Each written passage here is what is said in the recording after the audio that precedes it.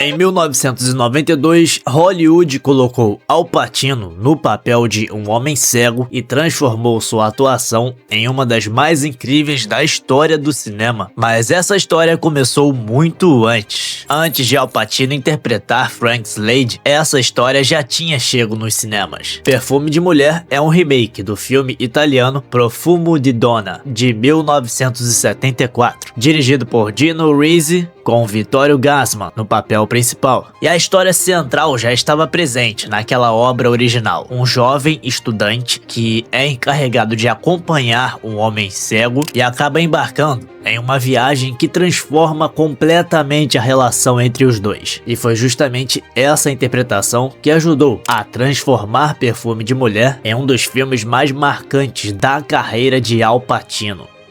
Perfume de Mulher foi filmado principalmente em Nova York e Nova Jersey entre dezembro de 1991 e abril de 92. A produção utilizou locais famosos como o Waldorf Astoria, onde Frank e Charlie ficam hospedados, o Plaza Hotel, utilizado na sequência do jantar, e o Pierre Hotel, cenário do famoso tango entre Frank e Donna. Um detalhe curioso é que Donald Trump, então dono do Plaza Hotel, chegou a filmar uma cena saindo de uma limusine como condição para permitir as filmagens no hotel, só que a cena acabou cortada. O diretor do filme foi Martin Brest, um cineasta que já tinha experiência com filmes de drama, comédia, personagens marcantes. Antes de Perfume de Mulher, Brest tinha dirigido filmes como Um Tira da Pesada, de 1984, e Fuga à Meia-Noite, de 1988.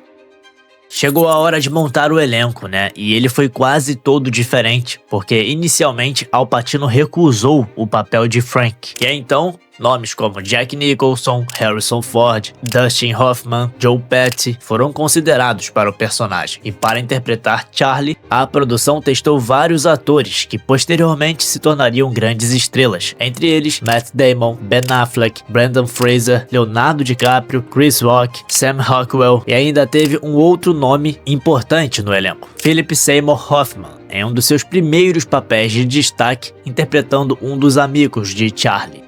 No fim, o papel principal ficou mesmo com Al Pacino, que precisou desenvolver técnicas próprias para liberar a pressão e entrar no estado emocional de Frank. A preparação era tão intensa que, em determinados momentos, ele andava de maneira estranha, quase semi-consciente, tentando se recompor antes de voltar ao trabalho. O próprio ator brincou que se alguém o visse naquele estado, não diria "olha lá, o Al Pacino". A pessoa provavelmente se perguntaria quem era aquele homem perturbado, cambaleando por aí, e se ele precisava de ajuda.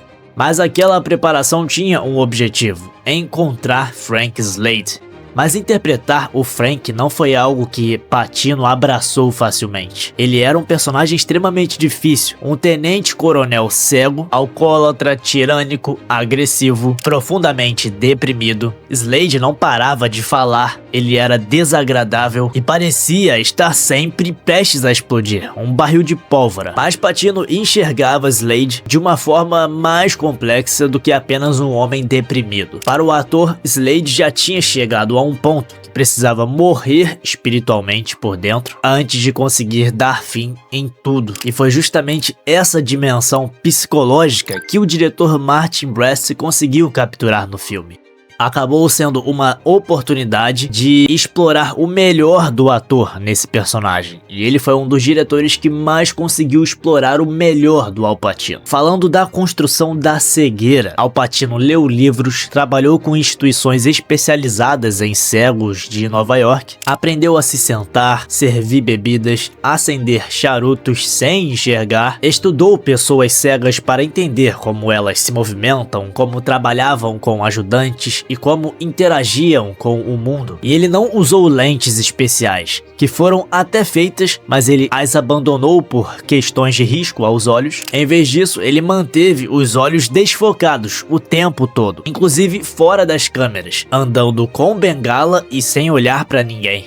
Durante essa preparação, ele também percebeu que nunca conseguiria reproduzir aquela experiência sozinho e que precisava encontrar alguém que pudesse ensiná-lo a enxergar o personagem daquela maneira. E a grande lição sobre como interpretar um personagem cego veio de uma maneira inesperada. Uma garotinha de apenas 3 anos, Julie Marie Patino, sua própria filha. Ele queria que ela demonstrasse como uma criança imaginaria uma pessoa que não consegue enxergar. E aquela brincadeira infantil acabou ensinando ao ator algo muito importante sobre a sua interpretação. Quando Al Pacino pediu para ela fingir que era cega, percebeu que ela tinha criado uma imagem mental própria de como seria uma pessoa cega e atuou de acordo com aquilo. Ela não ficou preocupada se estava fazendo certo ou errado, não teve vergonha e nem se deixou limitar pelo o que os outros poderiam pensar, e para Al Pacino aquilo era justamente algo que os atores passam anos tentando alcançar: a liberdade e a genialidade espontânea das crianças. Get out of here! Staying right here. I'll blow your fucking head off.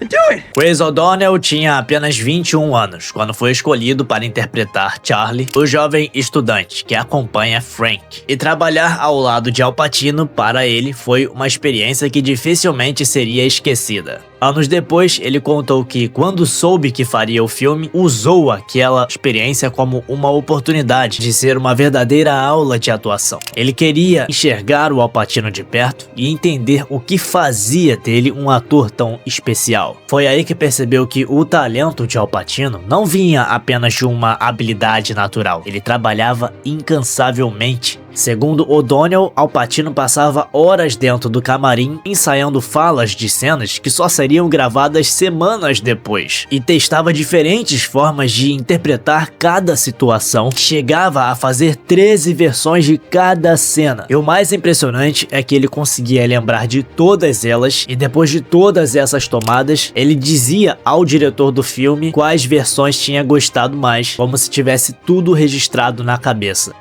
Então, atrás das grandes atuações de sua carreira está uma preparação intensa, sempre. Uma das cenas mais famosas do filme Perfume de Mulher é o tango, protagonizado por Frank e Donna. E estudando para fazer esse vídeo, eu fui pesquisar mais sobre o tango. Você sabia que o tango surgiu no final do século XIX? Nas regiões portuárias do Rio da Prata, principalmente em Buenos Aires e Montevideo? Ele nasceu da mistura de diferentes culturas, reunindo influências africanas, europeias, mitologia argentina e da habaneira cubana. No começo, o tango era associado às classes populares e aos bairros periféricos, sendo considerado uma dança vulgar pela elite. Foi só depois de conquistar enorme popularidade no início do século XX, lá em Paris, que o tango passou a ser visto de uma outra maneira e passou a ganhar prestígio internacional. Décadas depois, o tango se tornou um dos maiores elementos culturais da Argentina e do Uruguai. E a música escolhida para Perfume de Mulher é justamente um dos clássicos do tango, Por Una Cabeça, composta por Carlos Gardel em 1935.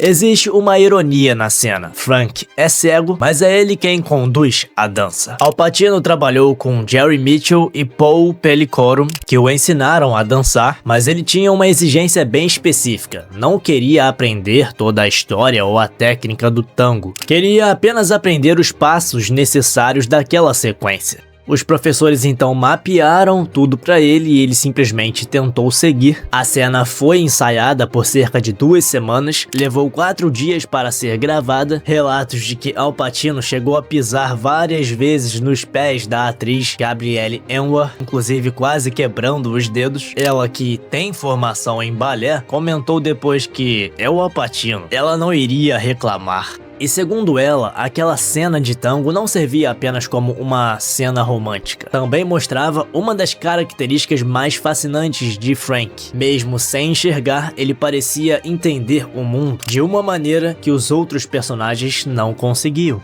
O diretor Martin Brest quis separar Al Pacino e Chris O'Donnell nos bastidores para criar uma tensão entre os personagens. Cabe dizer que os atores se deram muito bem sempre, e o entrosamento entre eles acabou gerando cenas icônicas. Durante a preparação, um militar ensinou Al Pacino a desmontar e montar uma pistola .45 sem enxergar, reproduzindo os movimentos que alguém cego precisaria fazer. Pacino repetia o exercício várias vezes. E quando finalmente conseguia encaixar todas as peças, o militar soltava um Curioso, Al Pacino perguntou o que aquilo significava. O militar explicou que era uma espécie de comemoração usada pelas tropas sempre que algo dava certo. E Al Pacino imediatamente decidiu: isso vai para o filme. E foi exatamente o que aconteceu.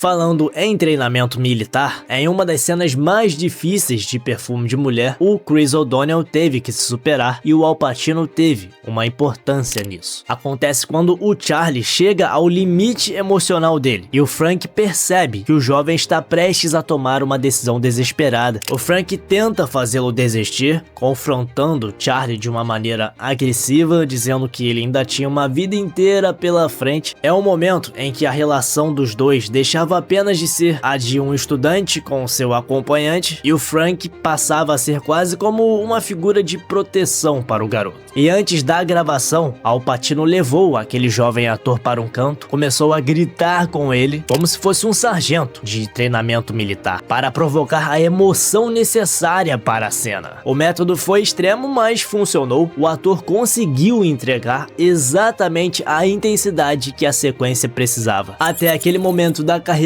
Al Pacino nunca havia ganho um Oscar. E naquela noite do Oscar, Al Pacino estava sentado ali entre os indicados a melhor ator, e ele foi indicado a 2 vezes naquela temporada. Primeiro por O Sucesso a Qualquer Preço, sua 7ª indicação, e por Perfume de Mulher, sendo a sua 8ª indicação. E ele contou que teve a sensação pela primeira vez de que realmente iria ganhar. E de fato, veio o anúncio e Al Pacino finalmente havia ganho o Oscar de melhor ator. O filme também teve uma excelente passagem pelo Globo de Ouro, ganhando como melhor filme drama, melhor ator e melhor roteiro. Eu vou querer saber a sua avaliação desse filme, Perfume de Mulher. Conta aí nos comentários a sua opinião, deixe também o seu like se curtiu o vídeo, se você chegou até aqui, se inscreva no canal. Se você for novo por aqui, ative o sininho das notificações para não perder nenhum conteúdo novo. E até o próximo vídeo!